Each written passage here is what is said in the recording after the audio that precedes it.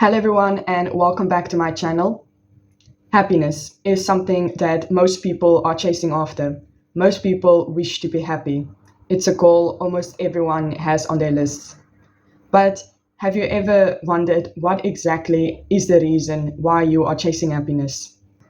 It could be because society has made us fixed on the idea of happiness as the ultimate goal of our lives, as this constant state of bliss that we should strive to achieve and maintain. But why? Happiness is often presented as the pinnacle of life, that if you reach happiness, then you have done it, you have achieved it all. But most people never reach this destination of happiness. And they believe then that they must have done something wrong. They mustn't have lived their lives the best way they could have. One reason for this could be because society has convinced us that happiness is something that could be achieved through external things: consumerism, status, money, likes and views on social media, etc. Advertisements tell us that buying certain products or getting certain services will make us happy. But how long does that happiness last? The happiness that we feel from buying material goods or receiving certain services or achieving status or a lot of money, that tends to be quite short-lived happiness.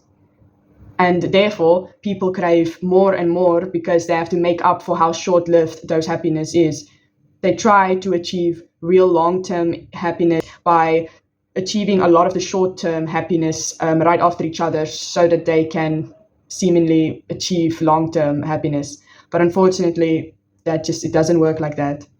So society has made us think that external things and certain products and services will make us happy, but actually they are too short-lived. And at the same time, society says that we must be in this default state of happiness the whole time, or at least most of the time. So that causes us to believe that if we are feeling more negative emotions, such as sadness, frustration, or even boredom, then we must be doing something wrong. So we feel guilty and shameful for experiencing those emotions, and we tend to reject or suppress those emotions, which can really negatively affect our mental health and, ironically, our ability to be happy. But the truth is that humans are designed to experience a really wide range of emotions, more than all the animals in the animal kingdom does. And each emotion serves a purpose, even those who have been labeled as negative emotions, those emotions that don't feel very nice. And they might feel very bad in the present moment, but actually they can also help you. So in the future, you might actually be grateful that you felt those negative emotions in that certain moment because it had led to something better later on. We would have not survived until now as a species if we didn't feel certain emotions and we were just happy all of the time. I believe that we would have not been able to survive and evolve as a species if we were just in this default setting of being happy all of the time or most of the time. Because when you actually look at the definition of happiness, it involves being satisfied with your life. But if you were satisfied with your life the whole time, then you would have never strived for something new, something big, something better. So how would we have evolved if we never strived for something more, something better? Most of us, when we imagine our ideal lives with our ideal selves, we imagine us being happy. So it is clear that most of us do idealize being happy all of the time. But actually, imagine if you were happy all of the time or most of the time. Wouldn't that be so boring? Because you will get used to feeling happy and it will just become your normal everyday state. So there will be nothing special about it anymore. And it's true what they say. The stresses and hard times and the constraints of our lives, they have to take place for us to truly appreciate the moments of happiness. Sadness and challenges and rough times, they give our moments of happiness more meaning and depth. But it's actually all about balance because obviously having a hard time most of the time and being sad or angry most of the time is not ideal as well. So it's about a balance, feeling happy sometimes and sometimes maybe feeling not so happy. So it's all about balance. It's all about feeling and embracing the wide range of emotions that we can feel. And thank goodness we can feel such a wide range, because that makes our lives very interesting.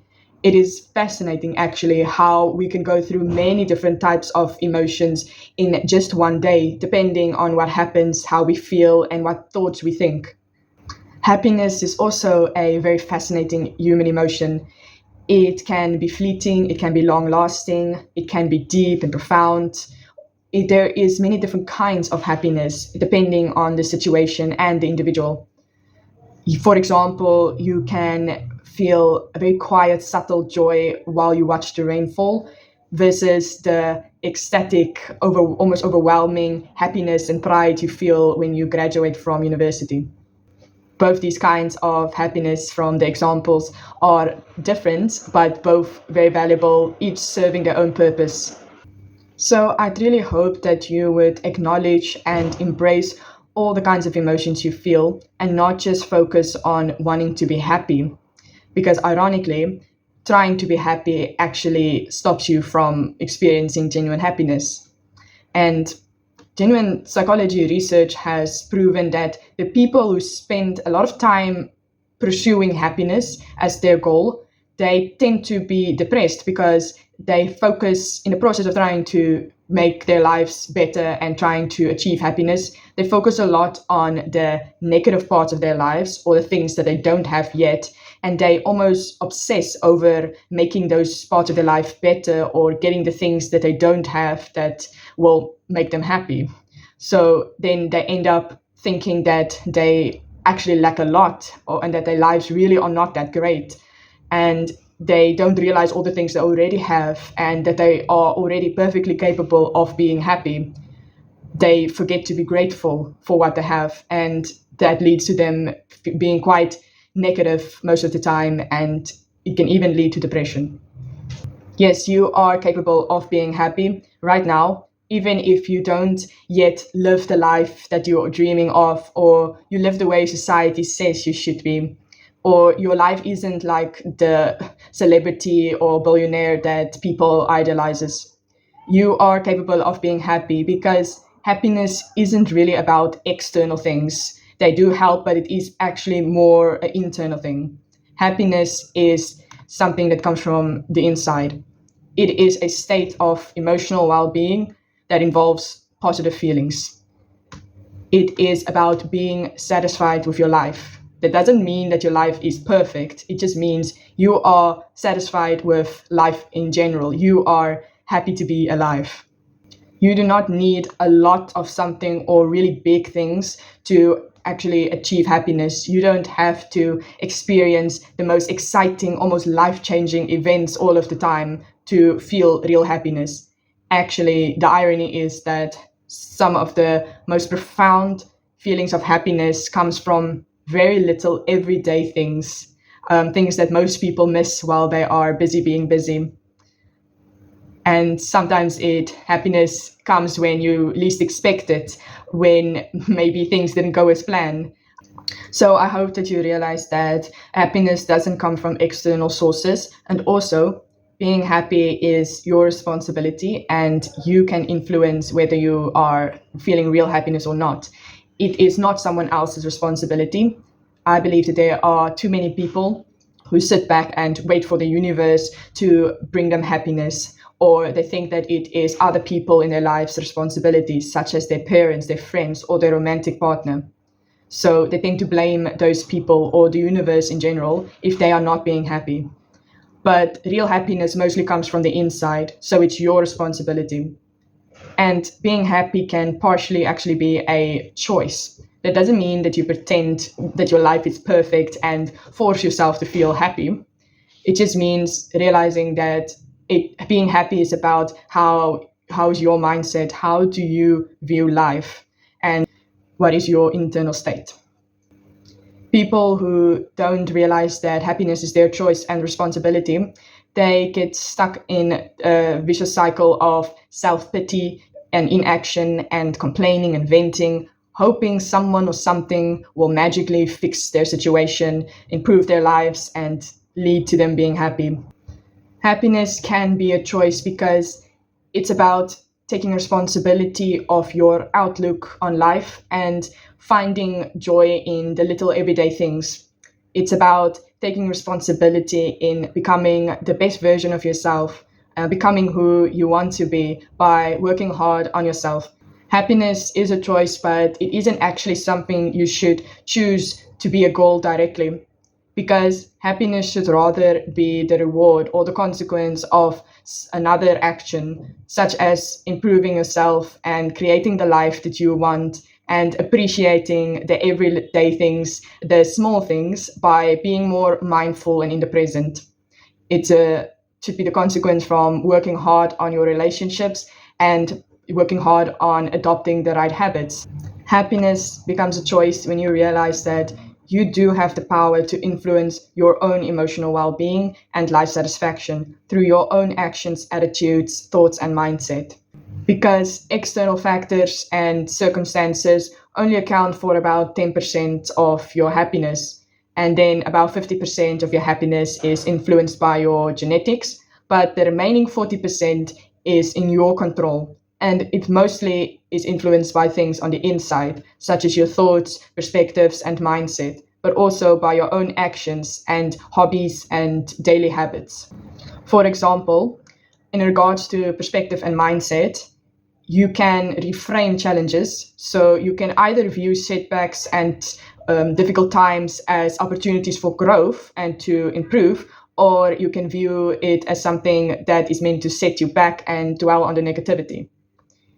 You can also focus on the more positive things in life rather than the negative things.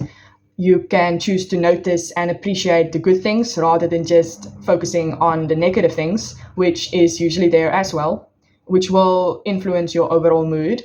Most things in life have good and bad parts to it. It is your choice. Which one do you want to focus on? Which one do you want to acknowledge? Your happiness can also be a choice when it comes to choosing your behavior. Do you take more time noticing the scarcity or rather the abundance? Do you engage in activities mindfully that prioritize your health and overall well being? The way you regulate your emotions can also influence your happiness. Do you choose to suppress and neglect your negative feelings because they are labeled as negative? Or do you address and process them to help you become more emotionally balanced? While circumstances and external factors, as well as genetics, do play a role in our happiness, it is our responsibility to choose how to respond to those circumstances. You must take ownership of your own emotions and focus on how you wish to express them and feel them to really achieve contentment and real lasting happiness. So basically, viewing happiness as a choice is about taking control in the way we perceive, react to, and engage with the world, because that really can influence our happiness.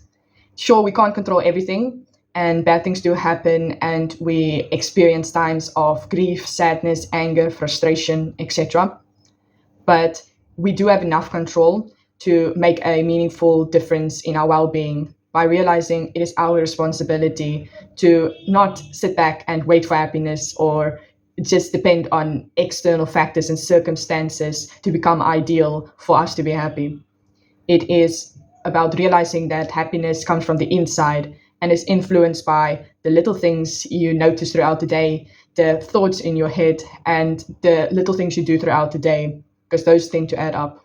You can also choose to realize the truth about happiness and not fall into the pitfall of chasing happiness.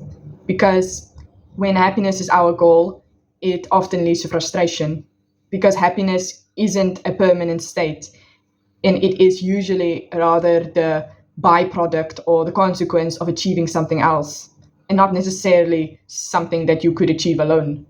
A better way to achieve happiness is to, first of all, stop directly chasing it, but also to rather engage with what truly matters with you by living with a purpose and enjoying the everyday little things in life and not just allowing it to pass by because you are distracted and busy being busy. More ways to achieve happiness as a byproduct or a consequence is to focus on taking care of yourself, physically and mentally, and working on your relationships, and also to embrace all the emotions that you feel throughout the day, even the negative ones, and to just focus on how do you perceive life, even the smallest of things that appear in your daily life. So happiness isn't about living the perfect life and having everything that society says you should. It's about learning to appreciate the beauty that is always around you, waiting to be seen by you. It's about choosing to be grateful for what you already have, even if you have goals to want to have more, because it is okay to want more. Because happiness is also about not making it your goal and rather pursuing your purpose and other life goals. It's also about realizing that you are human, which means you are supposed to feel all kinds of emotions and not just happiness most of the time. So stop chasing happiness as if it's some finish line that you must cross, because that finish line will never arrive. And instead focus on cultivating habits and hobbies that bring you joy, build meaningful relationships, and pursue a purpose that just makes you feel alive, because that's where true happiness will appear. Also, remember that happiness is a very subjective experience and it depends on the individual and where in their lifespan they are.